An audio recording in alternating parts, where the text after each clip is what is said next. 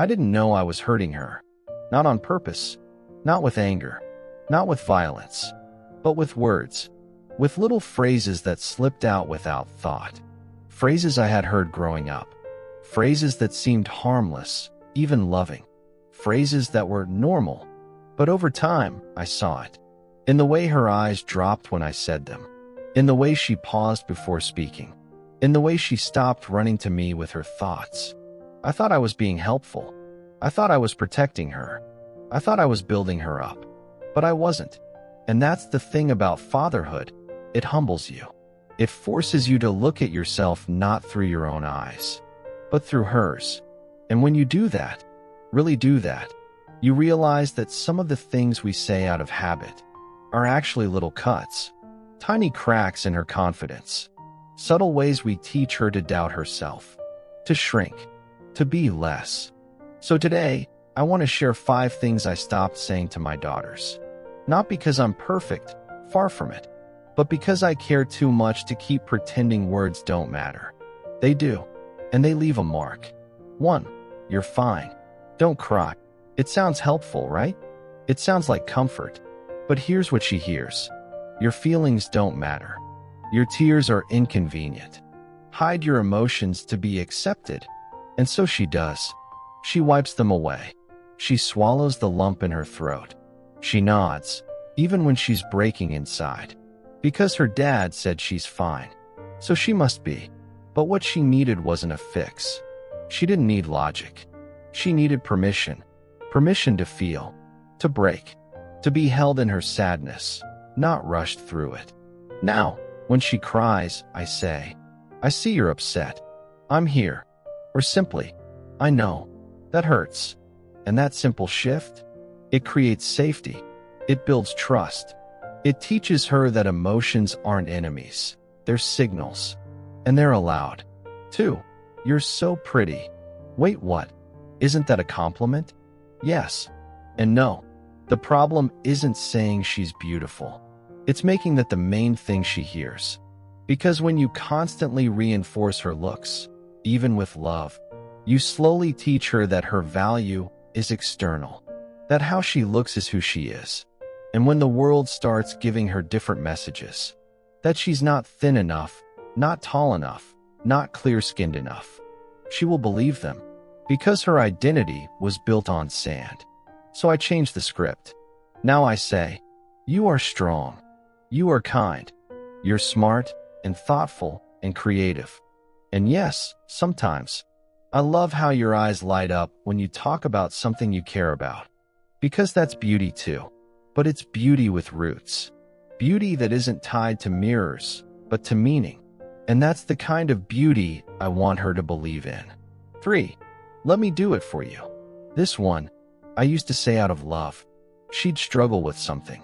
A zipper, a shoelace, a project, and I'd jump in. I didn't want her to get frustrated. I wanted to help. But here's the thing. Every time I did it for her, I sent a silent message. You can't. And over time, she believed me. She stopped trying. She hesitated. She looked at me before even beginning. That's when I realized. Love doesn't always mean rescuing. Sometimes love means waiting, letting her fall, letting her figure it out, letting her struggle and succeed.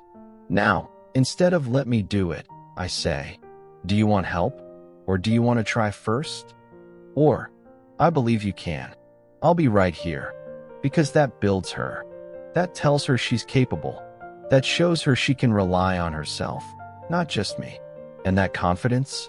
That changes everything. 4. Be careful. This one's tricky, because I am afraid. I do want her to be safe. But when be careful becomes the background music of her childhood, it teaches her fear. It teaches her that the world is dangerous. That risk is bad. That movement is unsafe. And worse, it plants the idea that I don't believe in her, that I don't trust her judgment, that she needs me to think for her. So I changed the language. Instead of be careful, I say, take your time, trust your body, stay aware. These aren't fear-based. They're empowering. They say, you are smart, you are aware, You've got this. And that shift helps her build her own internal compass. Not just borrow mine. 5. Because I said so. Ah, the classic. I used to think this was the ultimate trump card. Quick, final, authoritative. But all it really did was shut her down, cut the conversation, kill the curiosity, and worse, it taught her that power doesn't explain itself, that authority isn't open to dialogue, that she should obey, not understand. That's not what I want. I want her to think, to question, to engage, to learn why something matters, not just that it does. So now, even when it takes more time, even when I'm tired, even when I'm tempted to go the shortcut route, I explain, not with a lecture, but with love. Here's why I'm asking you to do this. This is what I'm protecting you from. This is why it matters. Because if she doesn't understand authority in the safety of my voice, she won't question it when it's dangerous. And I never want that for her. Look, I'm not perfect. I still mess up.